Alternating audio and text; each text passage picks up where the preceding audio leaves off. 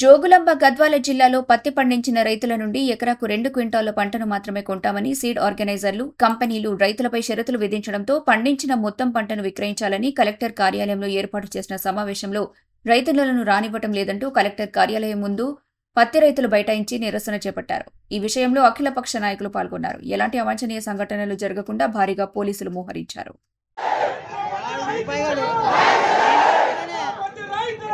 రైతు